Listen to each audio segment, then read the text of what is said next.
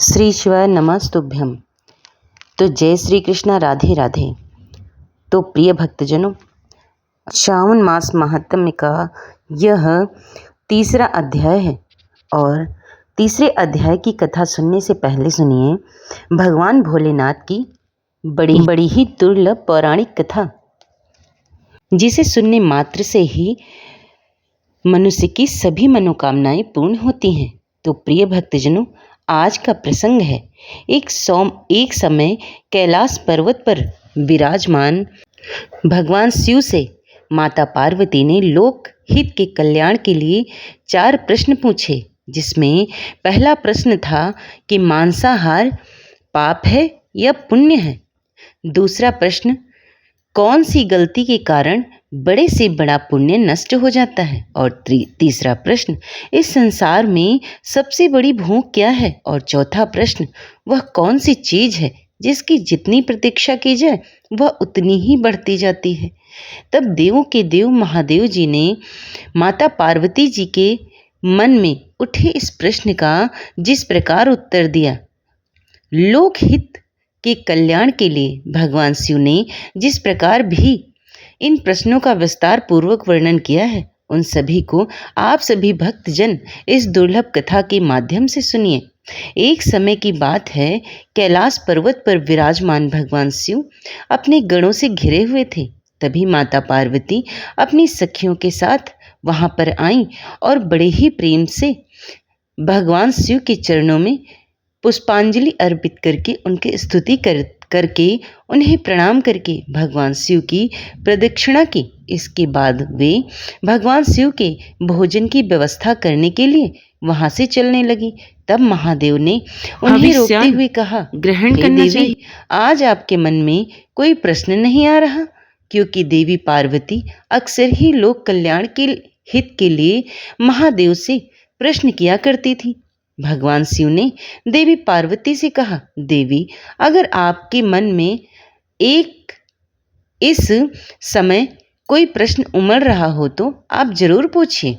तब भगवान शिव से देवी पार्वती ने कहा, हे प्रभु, आप तो इस समय अपने गणों को कथा सुना रहे हैं। ऐसे समय में मैं आपके इस प्रसंग में कोई बाधा नहीं डालना चाहती। देवी पार्वती की यह बात सुनकर भगवान शिव ने अपने सभी गणों को वहां से जाने के लिए कहा।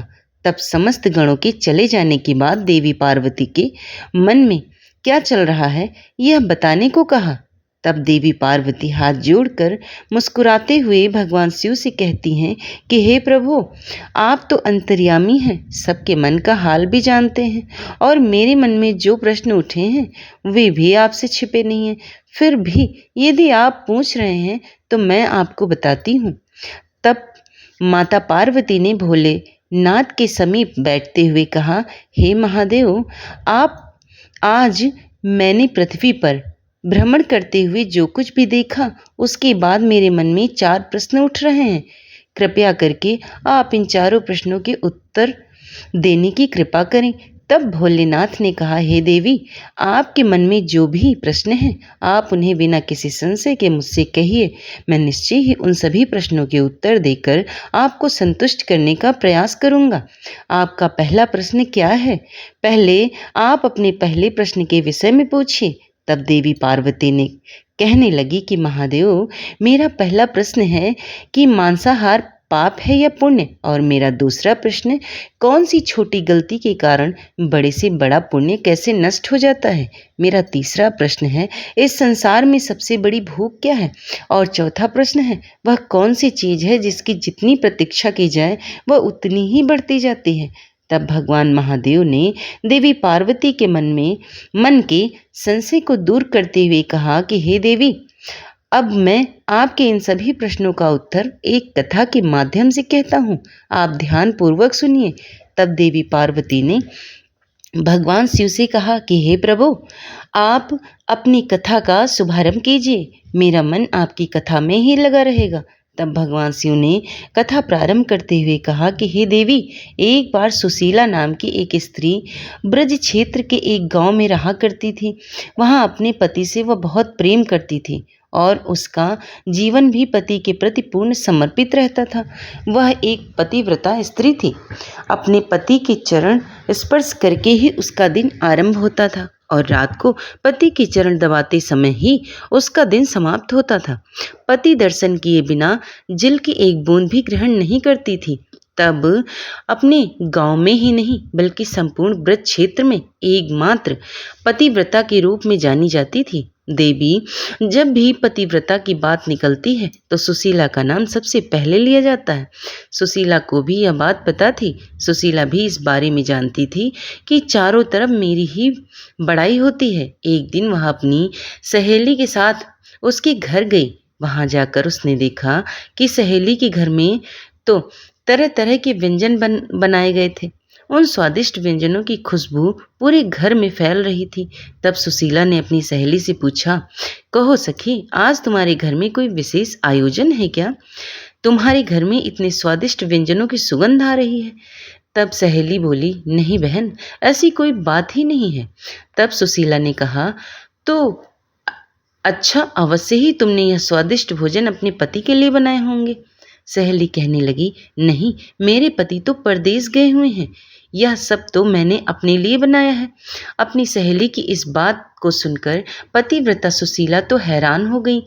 तब वह अपनी सहेली से बोली, सखी, तुम कैसी स्त्री हो, कैसी पत्नी हो? तुम्हारा पति इस समय परदेश गया हुआ है और तुम अपने पति की अनुपस्थिति में स्वादिष्ट भोजन बना रही हो। एक पतिव्रता स्त्री तो पति के दर्शन किए बिना जल की बूंद भी ग्रहण नहीं करती। अब मुझे ही देख लो, मैं जब तक अपने पति का मुख नहीं देख लेती जल ग्रहण नहीं करती। सुशीला की इस बात को सुनकर सहेली नाराज होकर बोली, सुशीला बहन, यदि पति के यहाँ ना होने पर मैं व्यंजन कर रही हूँ तो इसका यह अर्थ तो बिल्कुल नहीं होता कि मैं उनसे प्रेम नहीं करती।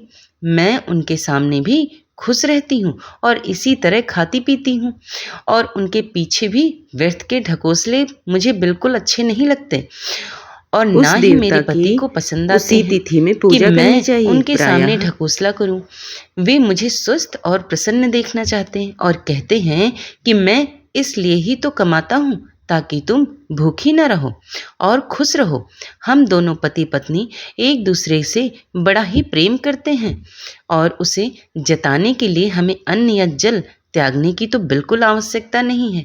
भगवान शिव देवी पार्वती से कहते हैं। देवी, इस प्रकार से सुशीला की सहेली ने जवाब दिया। सहेली का इस तरह का उत्तर सुनकर सुशीला को बड़ा ही बुरा लगा और वह बिना कुछ कहे वहां नहीं रह सकी। अपनी सहेली से बोली, सखी, तुम्हारे अनुसार तो जो सही है हो तुम वही करो, किंतु मैं यही कहूंगी कि एक पतिव्रता स्त्री का यह धर्म बिल्कुल नहीं है कि शास्त्रों के अनुसार पतिव्रता स्त्री को पति का मुख देखे बिना या उनके खाए बिना अन्न जल ग्रहण नहीं करना चाहिए। ऐसा कहकर सुशीला अपने घर चली गई। घर आकर उन्होंने यह सारी बात अपने पति को बताई और पूछा कि हे पतिदेव, बताइए, क्या मैं गलत हूँ? पति सुशीला के अपने प्रति कर्तव्य परायणता और प्रेम से अभिभूत था। वह जानता था कि उसकी पत्नी उससे कितना प्रेम करती है, किंतु यह भी सोचा करता था कि पति के दर्शन किए बिना अन्न और जल ग्रहण करना बिल्कुल भी व्यवहारिक नहीं है। यदि पति 1 महीने के लिए कहीं चली जाए तो बिना अन्न जल के भला पत्नी जीवित कैसे रहेगी? अब सुशीला के पति को यह एहसास हुआ कि कहीं उसकी पत्नी का यह पतिव्रता धर्म एकमात्र ढकोसला तो नहीं है, अर्थात कहीं कोई ढोंग तो नहीं। आखिरकार उसने निश्चय किया कि एक दिन वह अपनी पत्नी की परीक्षा अवश्य लेगा। इसके बाद वह सुशीला पर नजर रखने लगा। अब तो अपनी पत्नी की परीक्षा लेने के लिए कभी वह खेत से देर से लौटता तो कभी स्नान करने में देरी कर देता तो कभी परोसा हुआ भोजन छोड़कर काम का कोई बहाना करके घर से निकल जाया करता था। लेकिन सुशीला हर बार उसकी परीक्षा में खरी उतरी।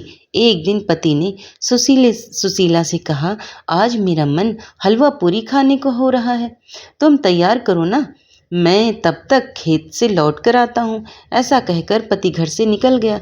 अब सुशीला बहुत ही प्रसन्न मन से हलवा और पूरी बनाने में लग गई। जब हलवा और पूरी बनकर तैयार हो गया तो उसकी स्वादिष्ट सुगंध से भूखी सुशीला के मुंह में पानी आने लगा। हलवा पूरी तैयार करके वह दरवाजे पर बैठकर अपने पति के आने की प्रतीक्षा करने लगी। प्रतीक्षा करते करते आधा दिन बीत गया। तब कहीं जाकर उसका पति वापस आया। तब उसने अपने पति से कहा कि आप जल्दी से स्नान करके आइए, मैंने कब से आपके लिए हलवा पूरी तैयार करके रखा हुआ है। तब भगवान शिव से देवी पार्वती ने पूछा कि हे प्रभु, फिर आगे क्या हुआ, यह भी बताइए। तब भगवान शिव ने मुस्कुराते हुए कहा, देवी पार्वती से कहा कि देवी, स्नान करने के बाद सुशीला का पति जब आया तब वह अपनी पत्नी से बोला कि तुम थोड़ी देर और इंतजार करो, मुझे कुछ जरूरी काम है, मैं अपने मित्र के पास जा रहा हूँ। ऐसा कहकर वह कोई और बात सुने बिना अपने मित्र के यहाँ चला गया। इस प्रकार इंतजार करते करते सुशीला को शाम हो गई। भूखी प्यासी सुशीला अपने पति का इंतजार करते करते दरवाजे पर बैठ ही रही। रात होने पर जब उसका पति वापस आया तो आने पर वह थका होने का बहाना करके खाना खाने में आनाकानी करता रहा। तब सुशीला अपने पति से कहने लगी कि मैंने इतने मन से आपके लिए हलवा और पूरी बनाकर रखा है, सुबह से रात होने को आई, लेकिन आपने अब तक कुछ भी नहीं खाया। अब की बार बहाना बनाते हुए जैसे ही सुशीला का पति घर से बाहर जाने लगा, तब घर के ही द्वार पर उसके पति का पैर फिसल गया और वह वहीं पर मूर्छित होकर गिर पड़ा। सुशीला ने अपने पति को हिलाने की बड़ी ही कोशिश की, लेकिन उसने देखा कि उसके पति की आंखें तो फैल चुकी थी। सुशीला समझ चुकी कि अब वह उसका पति इस संसार में नहीं रहा। सुशीला बहुत जोर जोर से करुण विलाप करने लगी। प्रिय भक्तजनों, महादेव की यह बात सुनकर देवी पार्वती सहम गई और उन्हें सुशीला के प्रति सहानुभूति होने लगी। तब भगवान शिव से उन्होंने पूछा कि हे महादेव, फिर आगे क्या हुआ। तब भगवान शिव ने कहा, देवी, पति की मृत्यु का दुख सुशीला को बहुत था, लेकिन बहुत से सुबह से रात होने तक भूखी बैठी सुशीला के मन में अब सुबह बनाए गए हलवा और पूरी दिमाग में घूमने लगा। अचानक वह रोते रोते चुप हो गई और मन में सोचने लगी, मेरा पति तो मर चुका है, अगर जोर जोर से रोऊंगी तो आस पड़ोस सब एकत्रित हो जाएंगे और फिर सुबह से मैंने हलवा और पूरी बनाकर रखा है, फिर तो उसे खाने का अवसर भी प्राप्त नहीं होगा। क्यों न पहले मैं हलवा पूरी ही खा लूं, उसके बाद ही मैं अपने पति की मृत्यु पर विलाप करूंगी। ऐसा सोचकर सुशीला रसोई घर में जाकर झटपट हलवा और पूरी खाने लगी। भगवान शिव देवी पार्वती से कहते हैं, देवी, दरअसल सुशीला का पति उसकी परीक्षा ले रहा था। वह वास्तव में मरा नहीं था, बल्कि वह तो चुपके चुपके सुशीला को देख रहा था। पेट भरकर हलवा पूरी खाने के बाद सुशीला मुंह हाथ धोकर लंबा सा घूंघट निकालकर पति के सामने आ गई और उसे अपने सीने से लगाकर जोर जोर से दहाड़ मार कर रोने लगी। साथ ही साथ कहती चली जा रही थी कि तुम तो चले गए और मैं यहाँ अकेली रह गई। कितना अच्छा होता तुम भी मुझे अपने साथ ले चलते। तभी उसका पति उठ बैठा और कहने लगा कि हलवा पूरी खाकर डकार मारकर बैठी हो और आंसू बहा रही हो, मैं तेरा सारा हाल जानता हूँ। अब तो पति के सामने सुशीला की सारी सच्चाई आ गई थी। वह लज्जित हो गई। सुशीला समझ गई कि उसका पति जीवित है और मरने का नाटक कर रहा है। शर्म के मारे उसने सिर झुका लिया और सोचने लगी, क्यों ना मैंने अपनी जीभ पर नियंत्रण रखा। किंतु अब तो उसकी पतिव्रता धर्म की पोल खुल चुकी थी। भगवान शिव ने कहा, देवी, इस दिन के बाद से उसने कभी भी अपने पतिव्रता होने का ढोंग नहीं पीटा। प्रिय भक्त जनों, ऐसा कहने के बाद भगवान शिव देवी पार्वती से कहते हैं, देवी, आपकी बाकी तीनों प्रश्नों के उत्तर भी इस कथा में हैं। इसका पहला प्रश्न यह था कि कौन सी भूल के कारण बड़े से बड़ा पुण्य भी नष्ट हो जाता है। तो देवी, इसका उत्तर है ढिंढोरा पीटना। अगर कोई भी मनुष्य कोई भी पुण्य करता है, चाहे वह छोटा हो या बड़े से बड़ा हो, अगर वह उसका ढिंढोरा पीटता है, हर तरफ गुणगान किए फिरता है, तो उसका वह पुण्य नष्ट हो जाता है, चाहे व्यक्ति कितना भी प्रयास करे। उसने यदि बड़े से बड़ा पुण्य भी किया हुआ हो तो उसे कभी भी उसका गुणगान नहीं करना चाहिए, तभी तो वह उसी क्षण नष्ट हो जाता है। ऐसा पुण्य का भी कभी भी कोई फल नहीं मिलता। देवी पार्वती, अब आपका दूसरा प्रश्न यह है कि संसार में सबसे बड़ी भूख क्या है? तो हे देवी, इस संसार में सबसे बड़ी भूख है भोजन। और आपका तीसरा प्रश्न था कि वह कौन सी चीज है जिसकी जितनी प्रतीक्षा करो वह उतनी ही बढ़ती जाती है? तो देवी, इसका उत्तर भी भूख है। जिसकी जितनी प्रतीक्षा करो भूख उतनी ही बढ़ती जाती है। जिस तरह सुशीला की भूख लगातार बढ़ती ही गई। देवी पार्वती ने कहा, प्रभु, आपने 3 प्रश्नों का उत्तर तो दिया, जिनके उत्तर सुनकर मैं अत्यंत संतुष्ट हूँ, लेकिन मेरा चौथा प्रश्न अभी भी शेष है। कृपया उसका भी उत्तर देने की कृपा करें। तब देवी पार्वती से भगवान शिव ने कहा, देवी, इस विषय में भी मैं आपको एक कथा सुनाता हूँ, जिसे आप बहुत ही ध्यान से सुनिएगा। पार्वती, वह कथा इस प्रकार है। मेरी इस छोटी सी कथा को सुनने के बाद तुम ही उत्तर देना कि मांसाहार पाप है या पुण्य। एक बार मगध देश में खाद्य संकट खड़ा हो गया, तो अन्न का उत्पादन बहुत कम हो रहा था। अब राजा को चिंता हुई कि अगर इस समस्या का बहुत जल्दी समाधान नहीं किया गया तो इकट्ठा अनाज कोष भी खत्म हो जाएगा और भीषण अन्न संकट उपस्थित हो जाएगा। तब सम्राट ने अपनी राजसभा में कुछ विद्वानों से पूछा कि देश में व्याप्त अन्न समस्या को सुलझाने के लिए सबसे सस्ती वस्तु क्या है। मंत्री गण सोचने लगे। चावल, गेहूं, सब्जी इत्यादि इन पदार्थों को उगाने के लिए बहुत अधिक मेहनत लगती है, तभी वह प्राप्त होते हैं। जब प्रकृति का प्रकोप ना हो तो ऐसे में कुछ सस्ता हो ही नहीं सकता। तब भगवान शिव कहते हैं कि हे देवी, शिकार का शौक रखने वाले एक मंत्री ने सोचा कि यही सबसे उत्तम अवसर है, क्यों न अंधाधुंध शिकार करने के लिए राजा की आज्ञा ले ली जाए। तब उसने भरी सभा में कहा कि महाराज, सबसे सस्ता खाद्य पदार्थ है मांस। इसके लिए धन भी खर्च करने की जरूरत नहीं पड़ती और पौष्टिक खाना भी मिलता है। उन सभी सामंतों ने उस शिकारी मंत्री की इस बात का भरपूर समर्थन कर दिया, लेकिन राजा के प्रधानमंत्री अभी तक चुप थे।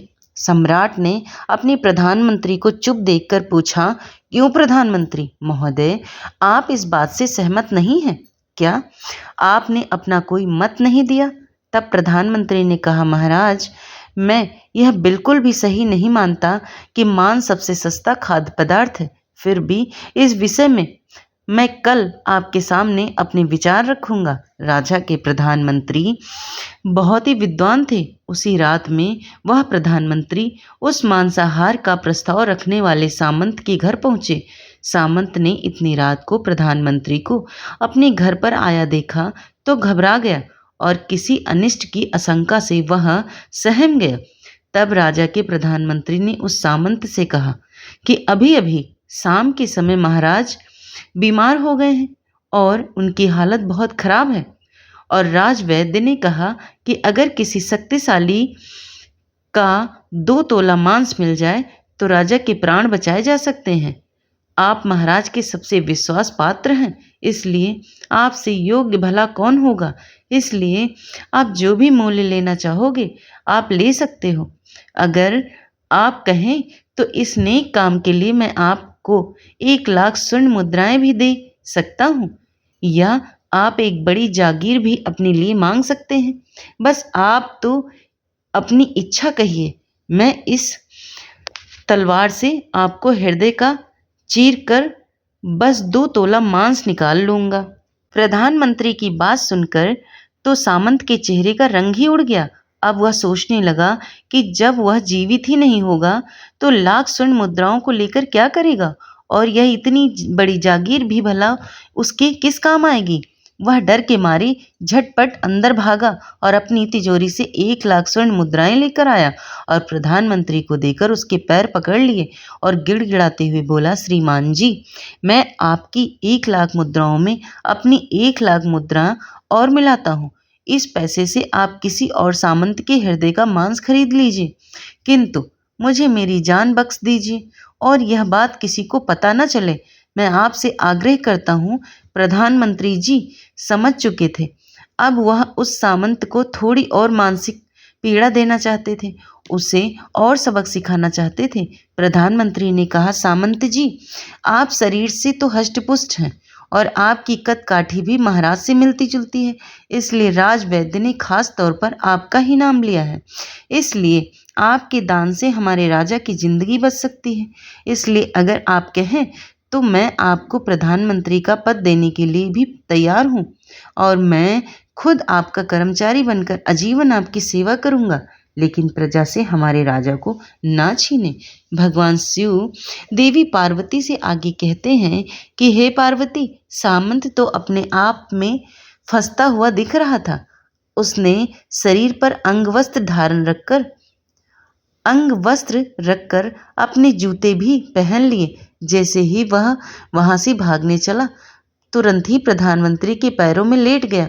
उसने गिड़गिड़ाकर प्रधानमंत्री से याचना की कि हे प्रधानमंत्री महाराज, मैं इसके योग्य नहीं हूँ। जब मेरे प्राण ही नहीं बचेंगे तो मैं भला प्रधानमंत्री का पद या राजा का सिंहासन भी मिल जाए तो उसका क्या करूँगा। आप चाहें तो मेरा सब कुछ ले लीजिए, किंतु आप मेरे प्राण न लें। मैं अपना यह घर और सारा धन भी आपको सौंप देता हूँ। मैं आपको विश्वास दिलाता हूँ कि आज ही रात को इस राज्य से भी निकल जाऊंगा। ऐसा कहकर वह अपने घोड़े की ओर भागा और जैसे ही वह अपना घोड़ा उठाने लगा, तभी आवाज आई कि अभी अभी तो तुम अपने पीछे अपने परिवार को भी छोड़ कर जा रहे हो। तब सामंत बोला, मेरे प्राण से बढ़कर मेरे लिए कुछ भी प्रिय नहीं है। अरे, जब यह जीवन ही नहीं रहेगा तो मैं परिवार का क्या करूँगा। अगर जीवन रहा तो ऐसे ही सुखी रह लूँगा। ऐसा कहकर सामंत घोड़े पर सवार होकर वहाँ से चलने ही वाला था कि प्रधानमंत्री ने घोड़े की डोर पकड़ ली और वह सामंत से बोला कि भागने की जरूरत नहीं है, आप आराम से घर में ही रहो, मैं किसी और को पकड़ने का प्रयास करता हूँ। ऐसा कहकर प्रधानमंत्री वहाँ से चले गए। प्रधानमंत्री के वहाँ से जाने पर सामंत के बेचैन हृदय को थोड़ी शांति मिली। अब उसका डर कुछ कम हुआ। वह रात को बिस्तर पर लेटा, लेकिन मारी घबराहट के उसकी नींद भी उड़ चुकी थी। उधर प्रधानमंत्री उन मुद्राओं को लेकर बाकी सामंतों के पास पहुंचे और राजा की जान बचाने के बदले में 2 तोला मांस मांगा, लेकिन सभी सामंतों ने अपने प्राण बचाने की गुहार लगाई। किसी ने भी राजा के लिए अपने मांस का दान नहीं दिया, बल्कि प्रधानमंत्री से अपनी जान बख्श देने के लिए, अपने बचाव के लिए सब ने 1 लाख और मुद्राएं दे दी। इस प्रकार प्रधानमंत्री ने एक ही रात में करोड़ मुद्राएं जमा कर लिया। फिर सुबह होने से पहले ही प्रधानमंत्री अपने महल में पहुंच गया और अगले दिन राज्यसभा में सभी सामंत समय से पहले ही पहुंच चुके थे। सभी यह जानना चाहते थे कि राजा स्वस्थ है या नहीं, लेकिन कोई भी किसी से भी भेद नहीं खोलना चाहता था। सबको राजवैद्य की तलाश थी, क्योंकि उसने ही कोई सूचना मिल सकती थी। भगवान शिव देवी पार्वती से कहते हैं, हे पार्वती, इधर प्रधानमंत्री ने सैनिकों को आज्ञा दे रखी थी कि जब तक महाराज राजसभा में ना आए, किसी भी सामंत को महल से बाहर जाने की आज्ञा ना दी जाए। सभी सामंतों ने देखा कि राजा तो कहीं से भी अस्वस्थ नहीं लग रहे थे। उन्हें तो कुछ हुआ ही नहीं था, यानी कि प्रधानमंत्री ने उनसे झूठ बोला था। अब हर सामंत के मन में यही विचार चल रहा था, लेकिन कोई भी किसी और को कुछ बोल नहीं पा रहा था। तभी प्रधानमंत्री ने राजा के सामने 1 करोड़ स्वर्ण मुद्राएं रखी। राजा ने पूछा, प्रधानमंत्री, यह स्वर्ण मुद्राएं किसके लिए हैं और कहाँ से आई हैं? तब प्रधानमंत्री ने कहा, महाराज, 2 तोला मांस लेने के लिए इतनी धनराशि जुटाई है, लेकिन मांस नहीं मिल सका। अपनी जान बचाने के लिए सामंतों ने यह मुद्रा दी है। अब आप ही विचार कीजिए, मांस कितना सस्ता है। राजा को यह बात समझ आ गई। उन्होंने प्रजा को अतिरिक्त मेहनत करने का निवेदन किया। अब राजा के अनाज भंडार से अनाज निकाल कर श्रमिकों को दे दिया गया। उन्हें पौष्टिक सब्जियों की खेती का तुरंत आदेश दिया गया और प्रधानमंत्री द्वारा इकट्ठी की गई वह 1 करोड़ स्वर्ण मुद्राएं भी इसी काम के लिए और श्रमिकों के कल्याण के लिए खर्च कर दी गई, जिससे कि प्रजा का भी कल्याण हुआ और पौष्टिकता भी मिली। कुछ समय बाद मौसम अनुकूल हुआ और देव योग से वर्षा हुई, खेती लहलहाने लगी। इस प्रकार राज्य से खाद्य संकट दूर हो गया। भगवान शिव देवी पार्वती से कहते हैं, हे देवी, यह आपके चौथे प्रश्न का उत्तर है कि मांसाहार सरासर पाप है। जीव को मारकर खा रहे हैं, उन्हें तो प्राण बचाने का अवसर तक नहीं मिलता। बर्बरता सिर्फ वही नहीं है जहाँ पर मनुष्य का रक्त बहता है, बल्कि बर्बरता तो उसे भी कही जाती है जहाँ स्वार्थ के लिए, अपना पेट भरने के लिए किसी जीव की हत्या की जाए। अतः अंत समय में जीवन भर के पापों के लिए जीवन भर को कर्म करने की कोशिश करते हैं, परंतु मनुष्य यह भूल जाते हैं जब वह जीव जीवित था, उनके लिए काटा गया और वह तड़पता रहा, तब ऐसे जीव के द्वारा मिला हुआ श्राप उसे इस जन्म में नहीं बल्कि अगले जन्म में भी भुगतना पड़ेगा और वह श्राप पीछा करता ही रहेगा। किसी भी जीव को मार कर खाना सरासर पाप है। मनुष्य योनि सभी योनियों में सर्वश्रेष्ठ है। उसे हर चीज का ज्ञान है। मनुष्य को यह अधिकार नहीं है कि वह किसी जीव पर हिंसा करे, उसे मारे या उसे खाए। तो हे पार्वती, मैं आशा करता हूँ कि आपके चारों प्रश्नों का उत्तर अब आपको मिल चुका होगा। आप भी इससे संतुष्ट होंगी। महादेव की यह बात सुनकर देवी पार्वती ने कहा, हे महादेव, आपको कोटि कोटि नमन है और आपको कोटि कोटि धन्यवाद है। आपके इन चारों उत्तरों से मैं बहुत अधिक प्रसन्न हूँ। मेरा मन भी अति प्रसन्न है। मुझे अपने सभी प्रश्नों के उत्तर मिल गए हैं। तो प्रिय भक्तजनों, इस प्रकार से देवी पार्वती को अपने प्रश्नों के उत्तर मिल जाते हैं। प्रेम से बोलिए महादेव जी की जय, माता पार्वती जी की जय।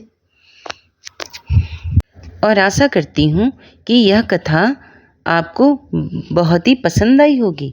और अब सुनिए श्रावण मास महात्म्य का 3रा अध्याय। इसे कहते हैं कि हे देवी, अपने इस आदि स्वरूप को मैंने योग बल से जाना है और स्वयं इसका निरूपण किया है।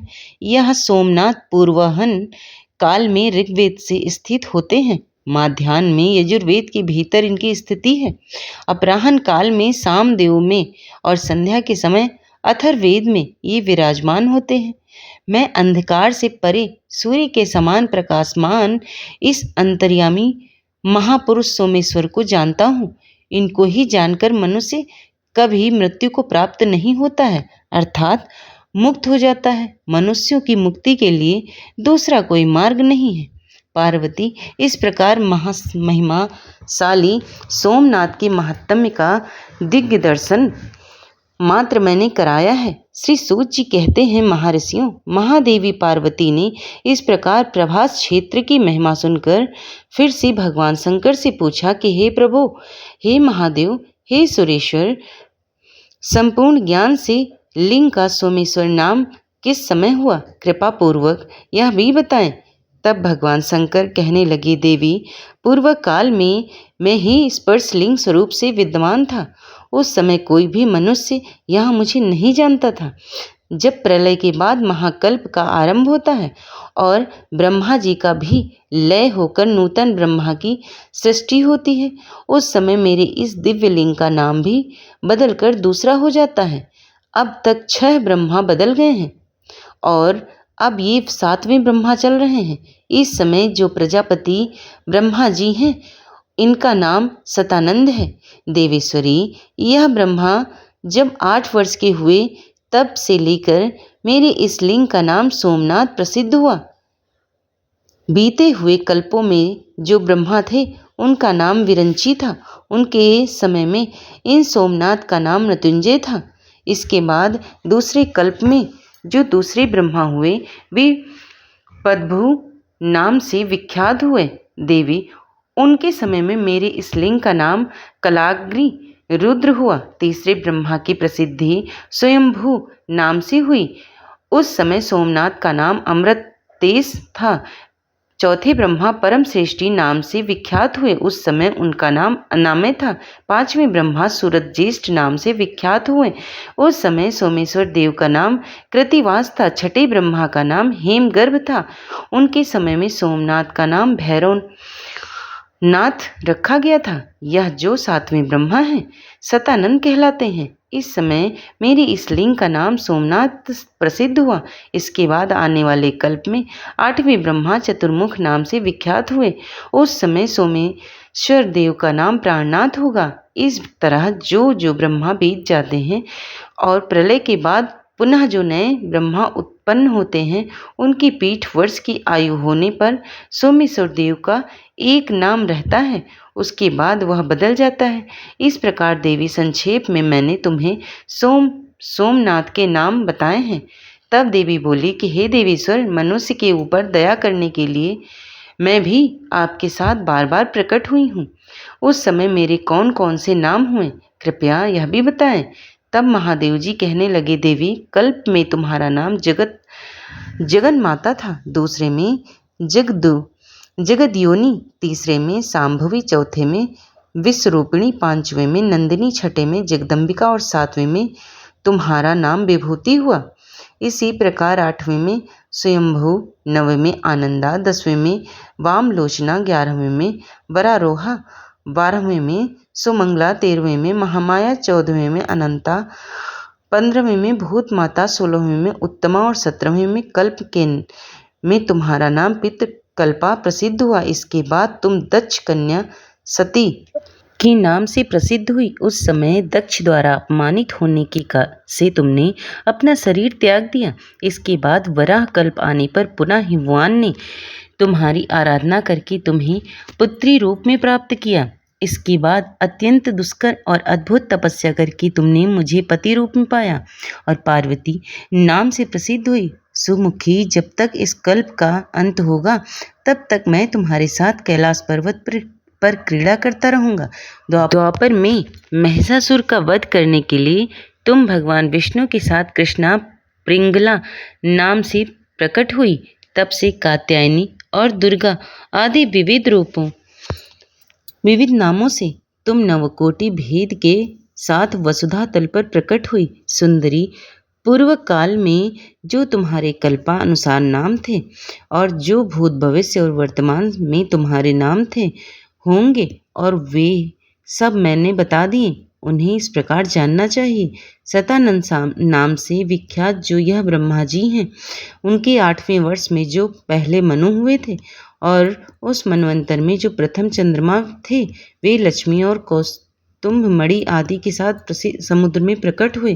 उन्होंने काल भैरव नाम से इस सोमेश्वर लिंग की आराधना की और बड़ी भारी तपस्या में संलग्न होकर 14 युग बिता दिए। सुंदरी, उनकी वह अद्भुत तपस्या देखकर मैं बहुत प्रसन्न हुआ हूँ और बोले कि चंद्रदेव वर मांगो। सुबह तक उन्होंने अपने भक्ति भाव से मुझे संतुष्ट करके कहा कि प्रभु, ये ब्रह्मा जी जब तक रहेंगे तब तक आपका नाम सोमनाथ के रूप में प्रसिद्ध रहे। मनवंतर समाप्त होने पर जो कोई भी दूसरे चंद्रमा हो, वह उन सब के ये सोमनाथ जी कुल देवता हूँ। तब मैं तथास्तु कहकर फिर से उसी शिवलिंग में लीन हो गया।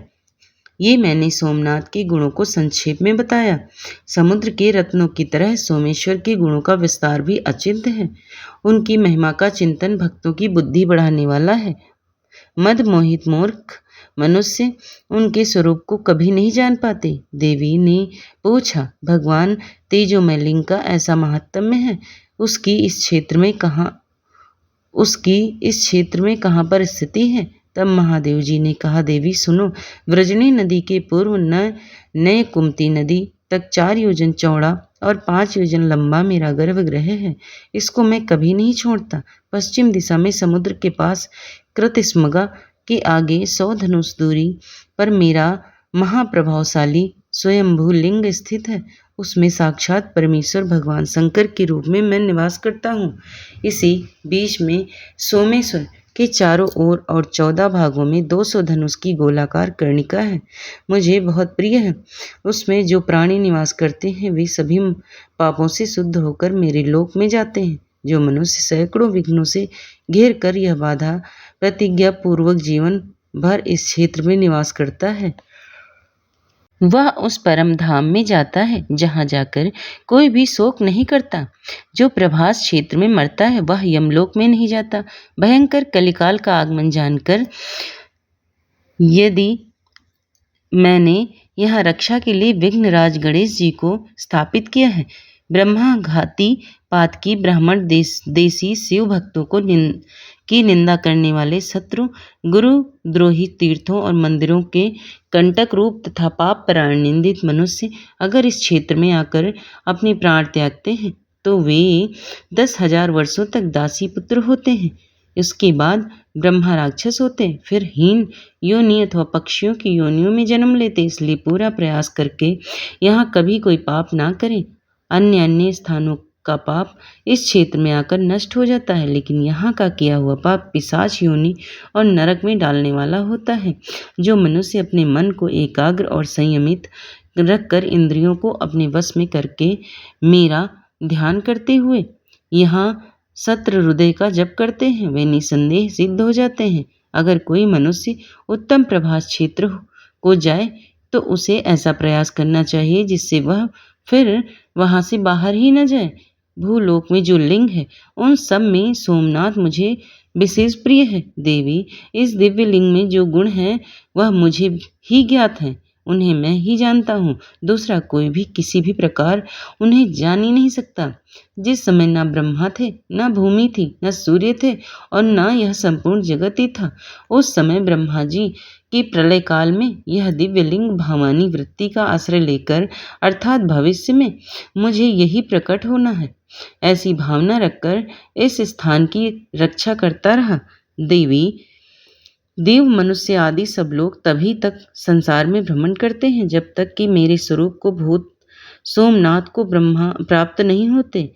यह प्रभास क्षेत्र मोक्ष धाम का कहा गया है।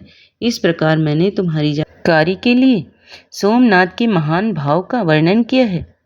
जो मनुष्य सदा इसका पाठ करेंगे वे मुझ चंद्रमौली शिव के धाम में जाएंगे। देवी, जो भक्त सोमेश्वर देव की शरण में जाते हैं वे इस भयंकर संसार चक्र में फिर कभी नहीं भटकते। जय भोलेनाथ। आज का महत्तम समाप्त हुआ और उम्मीद करती हूँ कि आप सभी को कथा पसंद आई होगी, और अगर पसंद आई है तो प्लीज़ चैनल को लाइक शेयर सब्सक्राइब करें। धन्यवाद।